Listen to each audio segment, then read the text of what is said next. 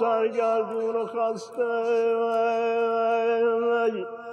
آقا چرا غم میخوری از برسته بیمروت وای تو لوزان سایتاتو تعطیل کردم وای دلت بدجور از این اوضاع شکسته داد بیداد داد بیداد. اونایی که میگین تو مذاکرات اتمی باختیم، اونایی که میگین روحانی و ظریف همه خطوط قرمز نظامو لگدمال کردن و به اونا گلاب زدن، اونایی که میگین مقام عظما که صداش در نمیاد خودش از همه چی خبر داشته، و اونایی که یه چیزای دیگه میگین که خجالت میکشم بگم، همتون از یه چیزی غافلین. از کسی غافلین که یه بازی فوتبال 90 دقیقه‌ای که تا دقیقه 88 4-0 عقب بوده رو با نتیجه 6-4 برده. کسی که تا همین اواخر فکر میکرد اسمش ماشاءالله است، چون هر که میدیدش میگفت ماشاءالله. فرمانده اخلاقتا، از شما چه پنون؟ فکر میکردم که فامیلم هم بزنن به تخته است، ولی فروتانی ذاتی نمیذاشت که همین مشکلمو بگم. استراتژیستی که همیشه سر پیچ و خمای استراتژیکی و اونجایی که سقوط حتمیه سعی کرده اگه بتونه نظام رو رد کنه و نظر گرد فلاکت و بدبختی بیشتر از این بر سر و روی مقام عظما بشینه. آقای دکتر بزن بهادر، یالا آقای دکتر بزن بهادر، وقتش نظام و از این بدبختی هولناکی که درش گیر افتاده نجات بدی. عمران شوخیتون گرفته آقای دکتر، خودت سر شوخی رو باز کردی با حرفای که آقای دکتر الان وقت ادا اطفارا نیست، یالا نجات بده دیگه. کدوم یکی از این بدبختیایی که عظما رو گرفته داره خفه میکنه؟ والا نمیدونم، بحرانا بدجوری از همه طرف اومدن سراغ عظما. یکی یکی بود شاید یه امیدی داشت، ولی الان شده مثل اون مشنگه که برق 3 فاز گرفتش پرتش کرد اون طرف، بلند شده گفت اگه راست میگین یه فاز بیان جلو.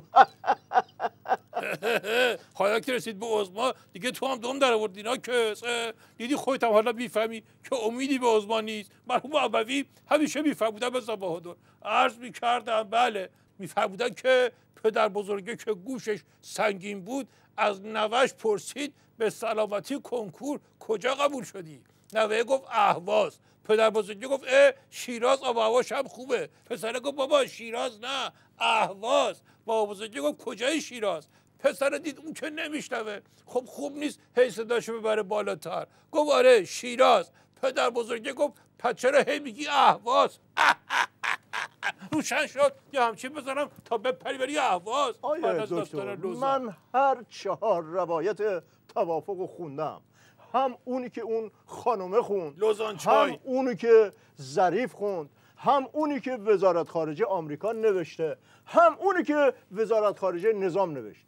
درسته که هر 4 تاش داغونه، درسته که فک مقام عظما 4 بار اومده پایین، ولی بالاخره یه دلی تو دل این بسیجیه بذارین و بگین خب یه سندی امضا شده دیگه. خب واقعا هر سندی که خوب نیست امضا بشه که دهن آدمو باز میکنه. هر گردی که گردو نیست که. مرحوم ابوی همیشه میفرمودن به بهادر، عرض میکردم بله میفرمودن که کچله به جای شامپو به کلش کفشور زده بود، همینطوری داشت جلز و ولز میسوخت. بهش گفتم مگه رو قوطی رو نخوندی؟ گفت اتفاقا خوندم که گول خوردم، نوشته بود برای سطوح صاف. روشن شد یا همچین بزنم که سطوحت صاف بشه. دکتر حالا این ظریف چرا شلوغش میکنه؟ مگه دستاوا داشتین که تو بوغم میکنه؟ از کل برد فقط بوغ گیرش اومده دیگه، اونم نزنه. مرحوم ابوی همیشه میفرمودن بزن بهادر، عرض میکردم بله میفرمودن که مشنگه به رفیقش گفت عصری میام دنبالت، چند تا بوغ میزنم سری بیا پایین. رفیقش گفت به سلامتی ماشین خریدی؟ گفت نه بوغ خریدم.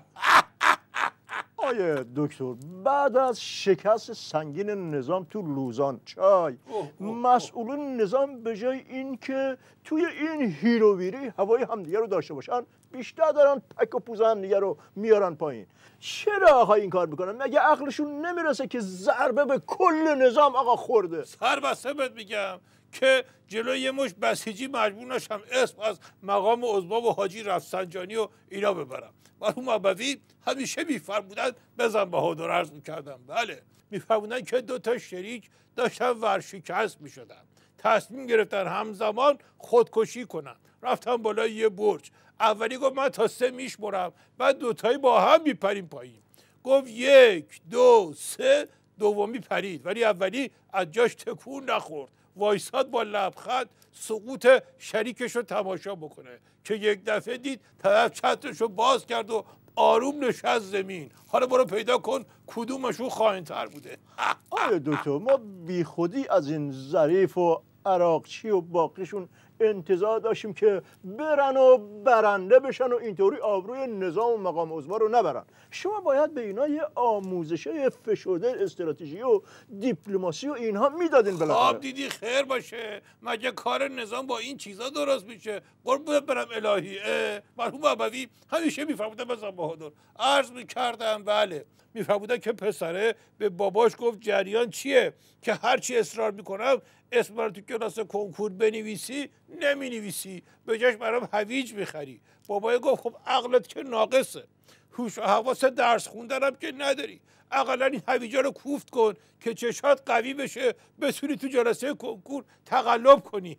آره دکتر شما چرا بحث تقلب رو فاش میکنید؟